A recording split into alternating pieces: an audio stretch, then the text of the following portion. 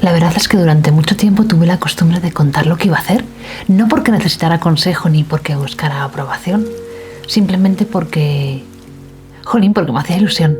Decirlo en voz alta como que me daba energía y me hacía sentir que ya estaba en movimiento. Pero con el tiempo empecé a notar algo incómodo.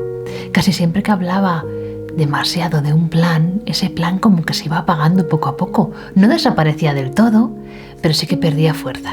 Perdía como urgencia y al final, pues muchas cosas se quedaban a medias. Al principio pensé que era falta de constancia, que el problema sobre todo era mío, pero luego me di cuenta de que en realidad no.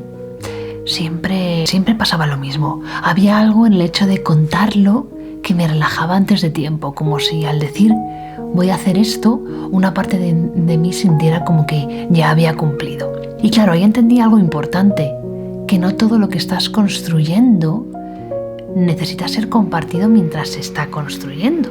Hay procesos que creo que si se exponen demasiado pronto, como que se vuelven más frágiles. Y no porque sean débiles, sino porque yo creo que todavía están creciendo y no han madurado del todo. Vivimos con la idea de que compartir es sinónimo de compromiso, de valentía e incluso de autenticidad. Pero no siempre es así.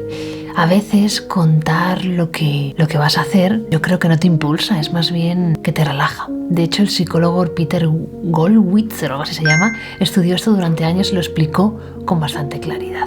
Decía que cuando verbalizas una meta, el cerebro como que recibe una sensación de logro anticipado, como si ya hubieras avanzado más de lo que realmente has hecho. Y esa pequeña satisfacción como que reduce la energía para seguir, para continuar. Y es curioso porque parece lo contrario de lo que nos han enseñado.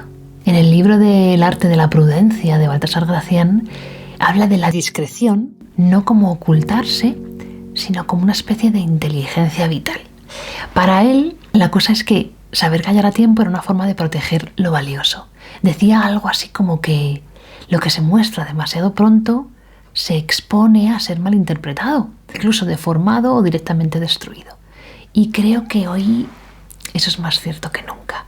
Y no porque la gente sea peor, sino porque hay demasiado ruido, demasiadas opiniones y demasiadas comparaciones desgraciadamente. Además de demasiadas expectativas circulando siempre, todo el tiempo. Hay ideas que todavía no están como listas para sobrevivir a eso.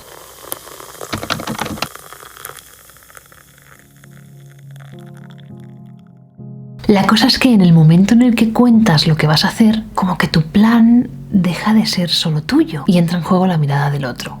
Y eso cambia las cosas aunque no lo creamos. Es curioso porque es algo que ya con la experiencia uno intuye, pero aún así, como que no paraba de repetirme, son cosas mías, jolín. ¿Por qué no voy a contarlo si me produce felicidad o ilusión? Como que trataba de racionalizarlo todo sin hacer demasiado caso a mi intuición, cuando ya sabía que cuando contaba las cosas, al final no ocurrían. Seguro que conoces a Marco Aurelio y ese libro suyo de meditaciones, ¿no? Que se puso tan de moda hace unos años. Pues bien, él no escribió ese libro para que todos lo leyeran, sino más bien lo escribió para sí mismo. Eran notas privadas, eran pensamientos, sobre todo para mantenerse centrado en medio del poder y del juicio constante y de la exposición. Y una de las ideas que más repite es la siguiente.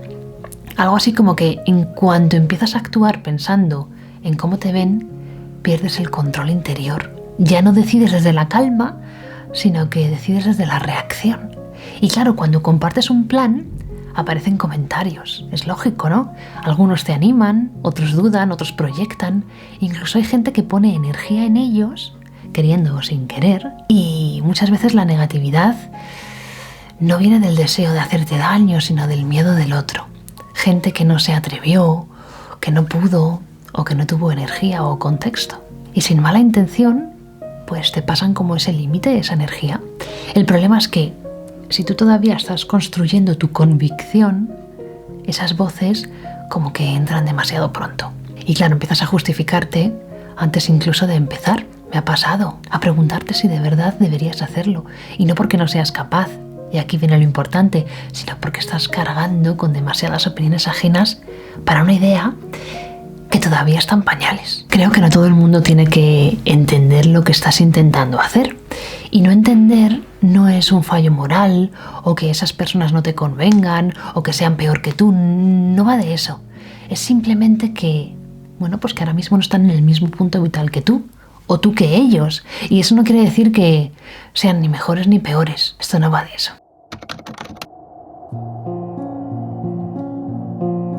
La realidad es que hay cambios que necesitan privacidad. No por misterio, sino por higiene mental, diríamos. Cambiar mientras te observan, la verdad es que es agotador, porque no solo estás cambiando, estás como representando el cambio. Si no, solo tienes que ver a esas estrellas de cine o de series, que se hacen famosas cuando son pequeños y luego crecen, como es el caso de Millie Bobby, que te puede caer mejor o peor, ¿vale? Lo entiendo, pero la cosa es que todo el mundo se ve con derecho a opinar de lo que hace, de qué se hace en la cara, de cómo ha crecido o de cómo está ahora. Cuando en realidad, cuando nadie está mirando, te permites como fallar de otra manera. El error no te define, yo creo que solo te informa. Puedes cambiar de idea sin sentir que decepcionas. Puedes abandonar un camino sin tener que justificarlo. Y eso es algo que no solemos decir, la verdad. Pero creo que es clave, porque no todo lo que empiezas merece ser terminado. Y cuando todo el mundo sabe lo que ibas a hacer, abandonar se vive como un fracaso en público. En privado simplemente es como una corrección de rumbo. Y además siempre hay como algo honesto en lo que se ha gestado sin testigos, ¿no?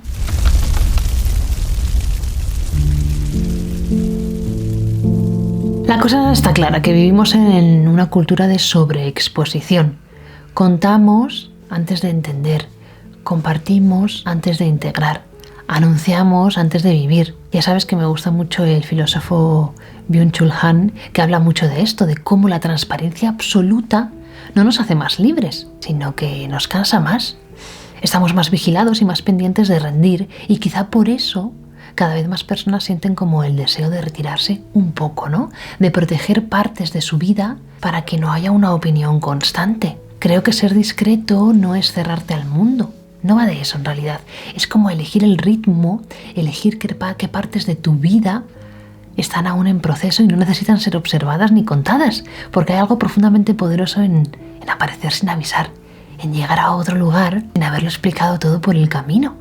Como esas historias en las que alguien desaparece un tiempo y vuelve distinto, no porque se escondiera, sino porque estaba ocupado transformándose. Las historias me emocionan un montón y creo que eso tiene mucha más fuerza que convertir el proceso en un discurso constante. No todo necesita testigos, no todo necesita aplausos o incluso ánimos, no todo necesita ser entendido, porque algunas cosas es verdad que crecen mejor en silencio y quizás la calma no esté en compartir más, sino en sostener más sin ruido, en avanzar sin explicarte tanto, en permitirte fallar, cambiar y volver a empezar sin que nadie tome nota.